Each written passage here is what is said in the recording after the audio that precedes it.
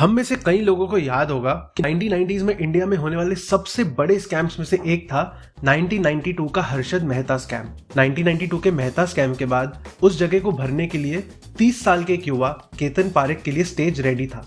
In fact Ketan Parekh Harshad Mehta के student की तरह ही था, क्योंकि केतन पारेख ने हर्षद मेहता से काफी पैतरे सीखे। 1999 से 2001 तक उसने हर्षद मेहता से मिली ट्रेनिंग का इस्तेमाल करते हुए अपने लिए मिलियंस ऑफ डॉलर्स और अपने क्लाइंट्स के लिए बिलियंस ऑफ डॉलर्स कमाए और पैसा अंदर करने का ये सिलसिला चलता रहा। लेकिन इन नंबर्स और रॉक स्टार स्टेटस के पीछे छल और कपट था। जैसा दिख रहा था वैसा सब था नहीं।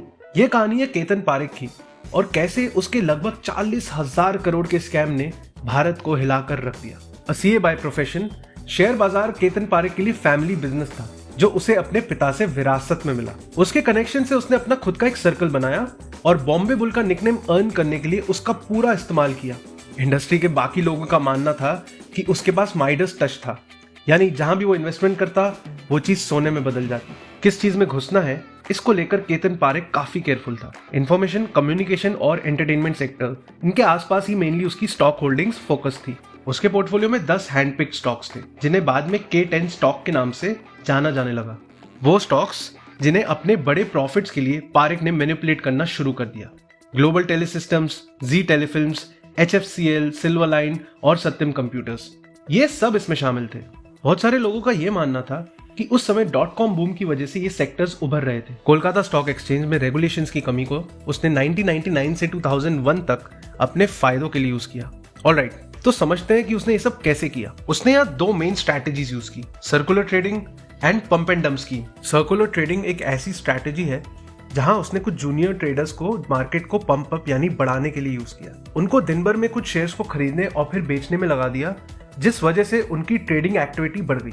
इसलिए जो ट्रेडर्स वॉल्यूम के बेसिस पे अपने डिसीजंस लेते वो सोचते कि ये बहुत एक्टिव है और इसलिए वो उनमें इन्वेस्ट करने की सोचते। दूसरे ट्रेडर्स की इंक्रीज्ड एक्टिविटी की वजह से प्राइसेस बढ़ते और इससे पारेख और उसके एसोसिएट्स को मोटा मुनाफा होता।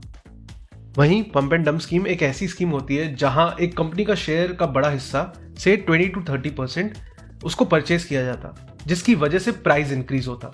ये कीमत दूसरे इन्वेस्टर्स को शेयर खरीदने के लिए लुभाती और जब प्राइस में अच्छा खासा अमाउंट बढ़ जाता तो स्टॉक को डंप कर दिया जाता, फिर से मोटा मुनाफा।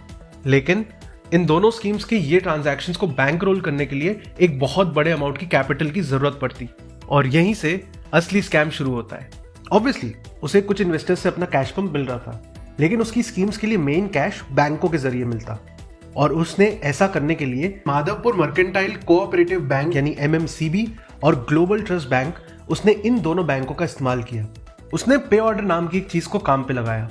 ये एक बैंक से कस्टमर को इशू किए गए चेक जैसा होता है। कस्टमर को पेमेंट के लिए एक छोटा सा एडवांस देना होता है। उसने सबसे पहले माधवपुर मर्केंटाइल बैंक के शेयर खरीदे, जिससे उस बैंक के लोन डिसीजंस को वो अपनी तरफ कर सके।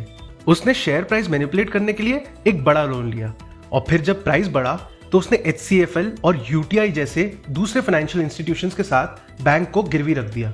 उस वक्त RBI ट्रेडर्स को करीब 15 करोड़ तक के लोन लेने की इजाजत देता था और केतन पारेख ने इसका भरपूर फायदा उठाया, ज्यादा से ज्यादा लोन लेने के लिए। इनफैक्ट उसका लोन अमाउंट 800 करोड़ के आसपास था। नाउ रिमेंबर, उसे पे ऑर्डर के लिए कुछ कोलैटरल देने की जरूरत होती थी, इसलिए MMCB से लिए गए अमाउंट को वो ग्लोबल ट्रस्ट बैंक के पे ऑर्डर के एडवांस के लिए यूज करता और ऐसे उसकी इन्वेस्टमेंट कैपिटल बढ़ाता। साल 2000 तक वो ऐसा करता रहा। ये सिस्टम बहुत फायदेमंद था। कुछ शेयर्स पर पारेख को 200% का प्रॉफिट हुआ। फॉर एग्जाम्पल, जी टेलीफिल्म्स की कीमत ₹127 से बढ़कर ₹2330 हुई। पारेख का बैंक ऑफ इंडिया में करंट अकाउंट भी था, जिसका उसने अपने बड़े ट्रांजैक्शंस के लिए इस्तेमाल किया और क्विक पेमेंट्स के लिए पारेख MMCB से पैसा लेता और उसे बैंक ऑफ इंडिया में जमा करता। 2001 में MMCB ने 137 करोड़ रुपीस के पे ऑर्डर्स जारी किए और पारेख ने ये ऑर्डर्स बैंक ऑफ इंडिया में दिए। बैंक ने इन ऑर्डर्स को क्लियरेंस के लिए RBI को भेजा, जो आमतौर पर 2-3 दिनों के अंदर होता था, लेकिन इस बार ऑर्डर वापस 11-12 दिन बाद भेजे गए। बैंक ऑफ इंडिया ने पहले ही पारेख को जरूरी रकम ट्रांसफर कर दी थी, लेकिन ऑर्डर्स बाद में बाउंस हो गए क्योंकि MMCB इनकी क्लियरिंग में शामिल नहीं था। RBI ने तब MMCB को डिफॉल्टर डिक्लेयर किया और जब बैंक ऑफ इंडिया ने पारेख से पैसे वापस करने को कहा तो उसने सिर्फ 7 करोड़ लौटाए और बाकी का अमाउंट वापस करने से इनकार कर दिया। बैंक ऑफ इंडिया ने तब जाकर पारेख के खिलाफ धोखाधड़ी का मामला दर्ज किया। और सेबी ने आरबीआई के साथ मिलकर पारेख के लोन्स और प्रॉफिट्स पर एक केस शुरू किया और तब पारेख की सारी स्कीम्स सामने आने लगी।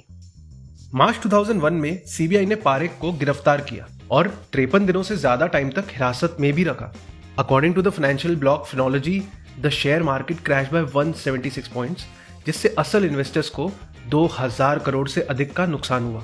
बाद में पारेख को 2017 तक ट्रेडिंग करने से बैन कर दिया और 1 साल जेल की सजा सुनाई गई। बट इन 2007 एजेंसीज रियलाइज कि पारेख अभी भी ट्रेडिंग कर रहा है और इस वजह से कैलकाटा स्टॉक एक्सचेंज को लगभग 100 करोड़ का नुकसान हुआ।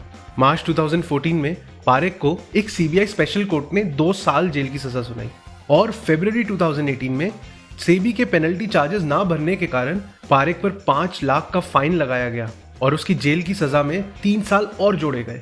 और इस तरह शेयर मार्केट के सितारों में से एक सितारे को हार झेलनी पड़ी और केतन पारेख अपने गुरु हर्षद मेहता के साथ फाइनेंशियल हिस्ट्री बुक्स में शामिल हो गया, लेकिन शायद वैसे नहीं जैसे वो चाहता था।